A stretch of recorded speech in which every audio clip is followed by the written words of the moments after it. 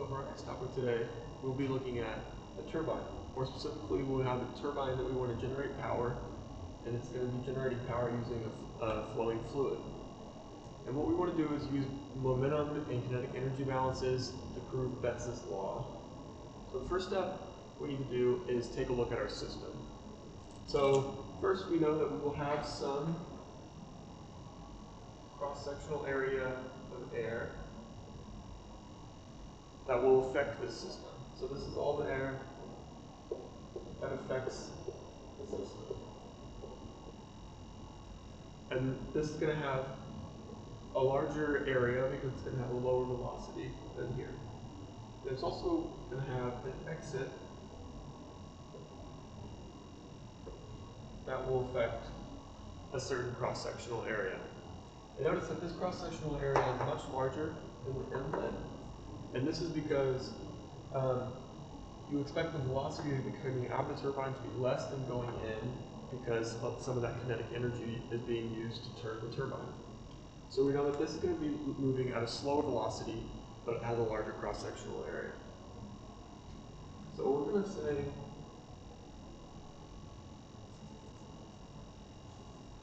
that the middle has some cross-sectional area that we're going to call S. The left is going to have cross-sectional area A1. And the right will have cross-sectional area A2. These are also going to have three different velocities. So the middle, we're just going to call that V because that's what we want to figure out. On the left, we're going to have V1, and on the right, V2. But we want to make this a mass flow rate, so we're going to multiply this flow rate by the density, which will be constant across all three areas.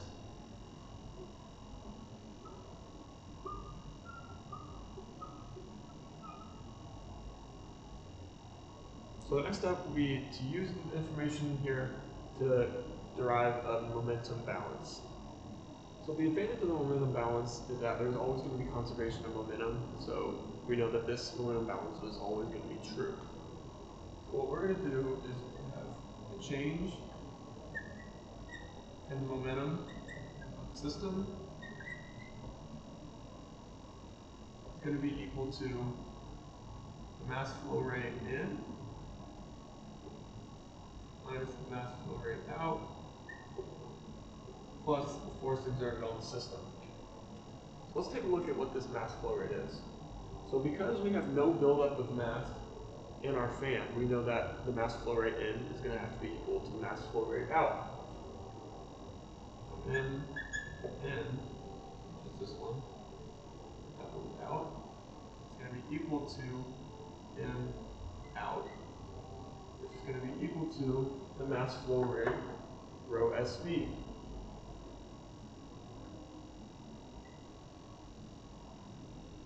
So now we want to plug this in here. And we also know that because we're conserving all momentum, that this is going to be equal to 0. So we're at a steady state. So then we're going to have, let's say, we have negative F is equal to V1 minus V2 times rho SV. So I just plug this rho SV in for that n dot, and then I factored out the like terms to get V1 minus V2. So now what we want from this is actually to figure out the power generated by the turbine. So we want to turn this force into a power. So we know that power is going to be equal to the force times the velocity traveling in the same direction. So all we got to do is plug in this F here.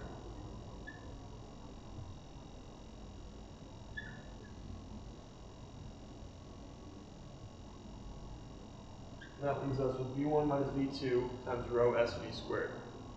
And notice that I did not include the negative because what our system actually is the air around the blades. So we want to figure out how the blade is affecting the air, which is actually going to be the opposite of what F is. So that's why we turn this negative F and just make it into So this will be our momentum balance to find the power generated by the air flowing through the turbine. So now that we've used the momentum balance to get an equation for power, we're going to move on to the kinetic energy balance. And one important assumption that we're going to make before starting this is that we're going to assume that all the kinetic energy that turns the turbine is converted into power. And so this is not very realistic. You'll never have 100% efficiency in the real world, but it's an assumption that we're going to make this approximation at maximum efficiency. So our kinetic energy balance, we're going to have power is equal to the change in kinetic energy over the mass times the mass flow rate. So the change in kinetic energy is going to be the kinetic energy at 2 and the kinetic energy at 1.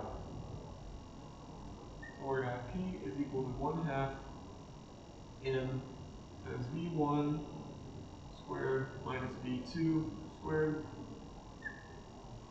That's all over M and times the mass flow rate. And so for the mass flow rate, well, first we can just cancel those M's.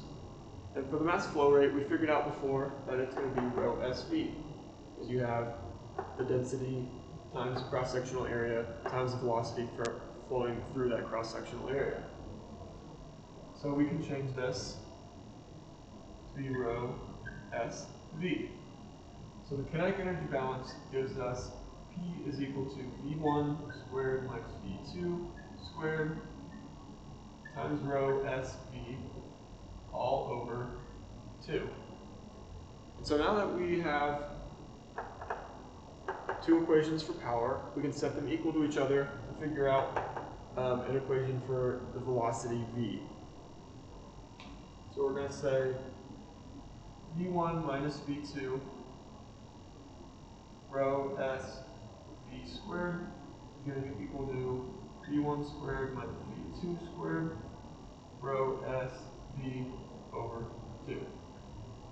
And so the first things that we can do is cross out that rho SV on this side, cross out the rho S, and get rid of the squared on the left side.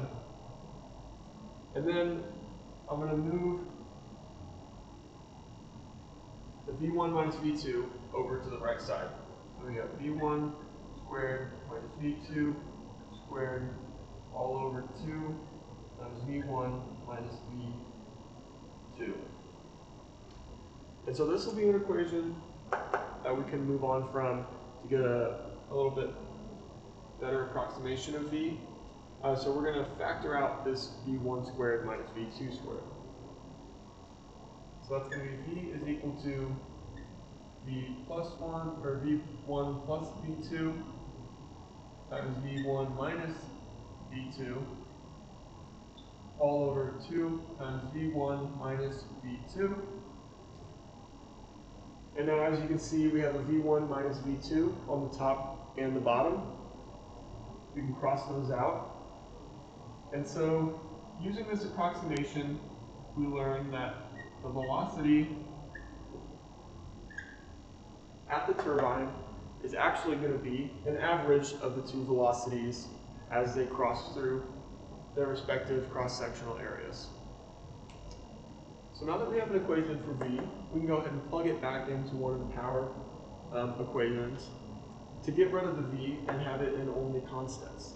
What we want to do is we're actually going to plug it into this one, the one using the kinetic energy balance.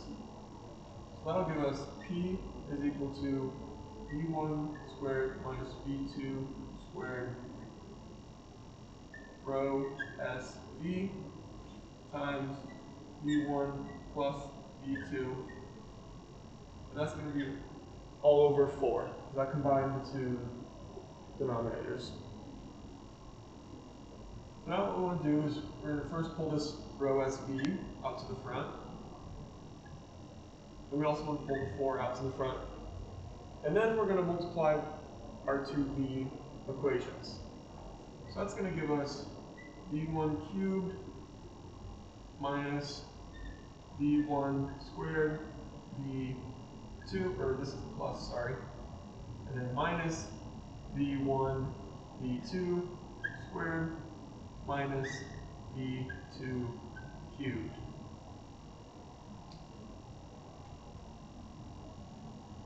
and this actually, the v is gone. That's what we subbed in for.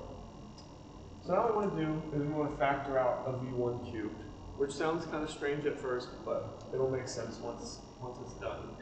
So the power is going to be equal to rho s v1 cubed over 4, and this is going to be 1 plus v2 squared, or v2 over v1, because we're dividing by v1 cubed, minus v2 squared over v1 squared, minus v2 cubed over v1 cubed.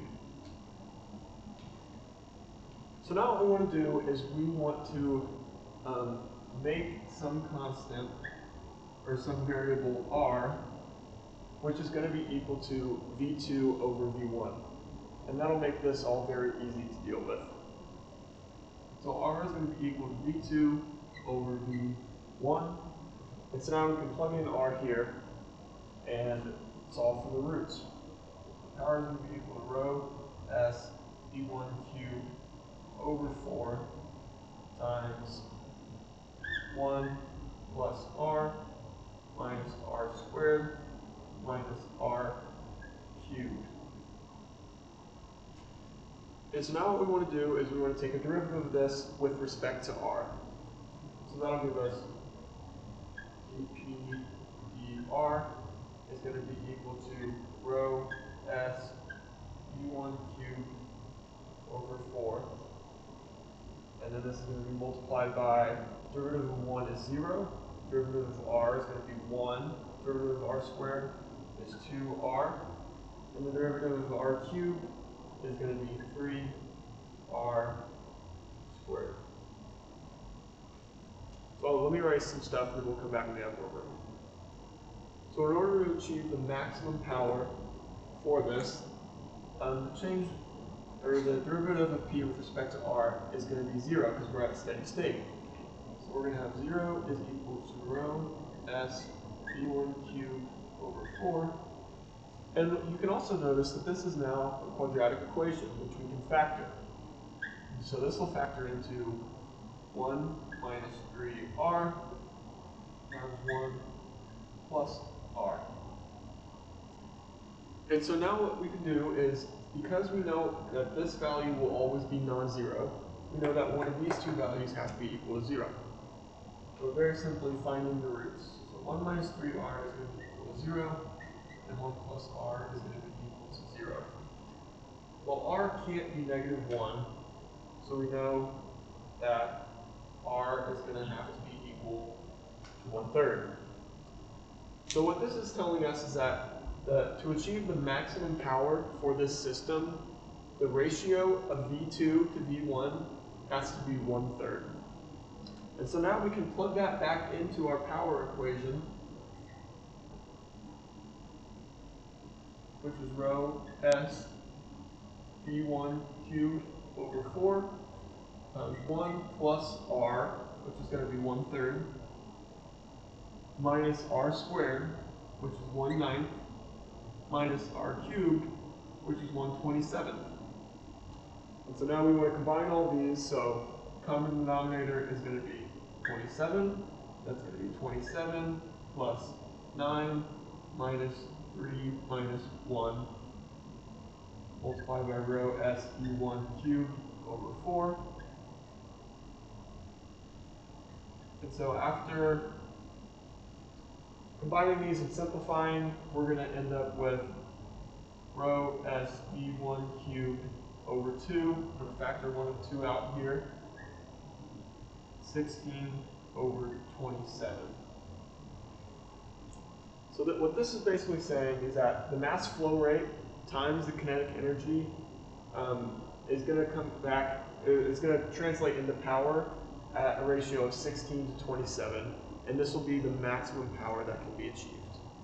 And so this is also what's found in Betz's law. So this is our final equation that we have derived to prove Betz's law using mass momentum, or using momentum and kinetic energy balance.